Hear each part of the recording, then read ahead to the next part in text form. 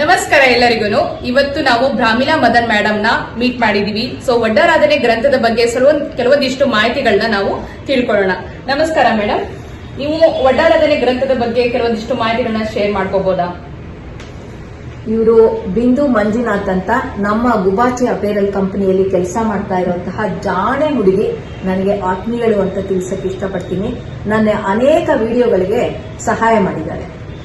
ಈ ದಿನ ವಡ್ಡಾರಾಧನೆ ಬಗ್ಗೆ ಹೇಳಬೇಕು ಅಂದ್ರೆ, ಇದು 920ನೇ ಇಸ್ವಿ ಗ್ರಂಥ, ಪಂಪನ ಕಾಲದ್ದು. ಅಂದ್ರೆ 8-9ನೇ ಶತಮಾನದಲ್ಲಿ ರಚಿತವಾದಂತಹ ವಡ್ಡಾರಾಧನೆ ಕೃತಿ. ವಡ್ಡಾರಾಧನೆ ಅಂದ್ರೆ ವೃದ್ಧರ ಆರಾಧನೆ ಅನ್ನುವಂತಹ ಹೆಸರು ಇದೆ. ಮತ್ತೆ ಅನೇಕ ರೀತಿಯಲ್ಲಿ ಹೇಳ್ತಾರೆ. ಅದಕ್ಕಿಂತ ಮುಖ್ಯವಾಗಿ ನಮ್ಮ ಜೈನ ಪರಂಪರೆಯಲ್ಲಿ 24ನೇ ತೀರ್ಥಂಕರಾದಂತಹ ವರ್ಧಮಾನರ ಹೆಸರು ಸಹ ಇಲ್ಲಿ ಸೂಚಿತವಾಗಿದೆ ಅನ್ನುವಂತಹ ಅಭಿಪ್ರಾಯ ಪಡ್ತಾರೆ. ಬೃಹತ್ ಆರಾಧನೆ ಎನ್ನುವಂತಹದ್ದು ಒಂದು ಇಲ್ಲಿ ಹೇಳಲಾಗಿದೆ. ಆ ನಂತರ ಇದು 19 ಕಥೆಗಳ ಇರುವಂತಹ ಕಥಾಗುಚ್ಛ. ಇದನ್ನ ಕೋಶ ಅಂತ ಹೇಳ್ತಾರೆ. ಇದು ದೊರೆತಿರುವಂತಹ ಪ್ರಥಮ ಗದ್ಯ ಕೃತಿಯಾಗಿದೆ ವಡ್ಡಾರಾಧನೆ. ಇದು ಅನೇಕ ಶಾಲಾ ಕಾಲೇಜುಗಳಲ್ಲಿ, ಅನೇಕ KS ಇಂತಹ ಎಕ್ಸಾಮ್ಗಳಲ್ಲಿ ಸಹ ಈ ಕಥೆಗಳ ಬಗ್ಗೆ ಕೇಳ್ತಾ ಇರ್ತಾರೆ. ಪ್ರಾರಂಭವಾದಲ್ಲಿ ಸುಕುಮಾರ ಚರಿತೆಯಿಂದ ಪ್ರಾರಂಭವಾಗಿ 19 ಕಥೆಗಳ ಸಂಗ್ರಹ ಇದಾಗಿದೆ. ಬಹಳಷ್ಟು ಆಕರ್ಷಣೀಯವಾಗಿ ಮತ್ತೆ ಎಲ್ಲರನ್ನ ಮನಸ್ಸನ್ನು ಗೆಲ್ಲುವಂತಹ ಕೃತಿ ಇದಾಗಿದೆ. ಮ್ಯಾಮ್, ವಡ್ಡಾರಾಧನೆ ರಚಿಸಿದ ಕವಿ ಬಗ್ಗೆ ಏನಾದರೂ ಹೇಳೋದಿದ್ರೆ? ಇದನ್ನ ರಚಿಸಿದಂತಹ ಕವಿ ಅನೇಕ ಸಂಶೋಧನೆಗಳು ನಡೆದಿದೆ. ಅದರ ಬಗ್ಗೆ ಬಂದಂತಹ ಮಾಹಿತಿ ಏನು ಅಂತಂದ್ರೆ, ಶಿವಕೋಟಿ ಅಥವಾ ಶಿವಕೋಟ್ಯಾಚಾರ್ಯರು ಎನ್ನುವಂತಹ ಒಬ್ಬ ಕವಿ ಈ ಗ್ರಂಥವನ್ನ ರಚಿಸಿದ್ದಾರೆ. ಇವರು ರಾಷ್ಟ್ರಕೂಟರ ದೊರೆ ನೃಪತುಂಗನ ರಾಜ್ಯದಲ್ಲಿ ಇದ್ದರು. ಹಳ್ಳಿಕೇಡ ಗ್ರಾಮದಲ್ಲಿ ರಚನೆ ಆಗಿದೆ ಅಂತ ಹೇಳಲಾಗಿದೆ. ದೇವ, ಮಾನವ, ತಿರ್ಯಕ್, ಅಚೇತನ ಎಂಬ 4 ಉಪಸರ್ಗಗಳನ್ನು ಸಹಿಸಿ 22 ಪರಿಶಹಗಳನ್ನು ಗೆದ್ದವರ ಕತೆ ಇದಾಗಿದೆ.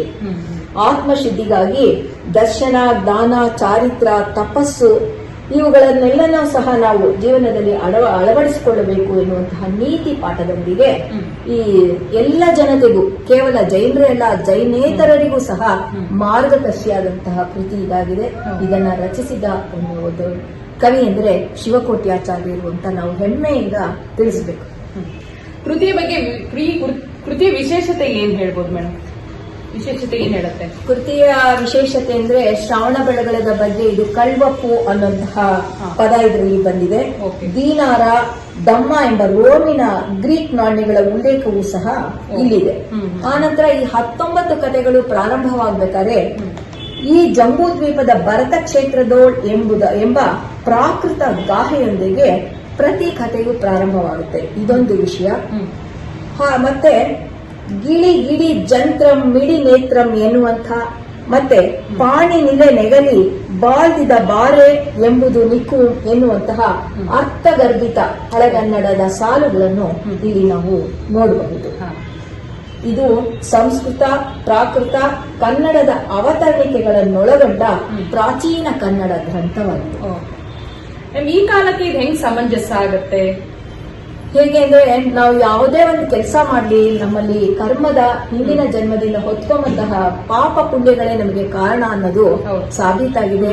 ನಾವೇ ಅಲ್ಲ, ವಿಶ್ವವಿಡೀ ಸಹ ಎಲ್ಲನೂ ಒಪ್ಕೊಂಡಿರುವಂತಹ ವಿಷಯ. ಅಂದ್ರೆ ನಮ್ಗೆ ಹಿಂದಿನ ಜನ್ಮದಿಂದನೂ ಸಹ ನಮ್ಗೆ ಈ ಸಂಬಂಧಗಳು, ನಿಮ್ ಜೊತೆ ಸ್ನೇಹ ಬೆಳಿಬೇಕು ಅಂದ್ರೂ ಅದಕ್ಕೆ ಏನೋ ಒಂದು ಕಾರಣ ಇರುತ್ತೆ.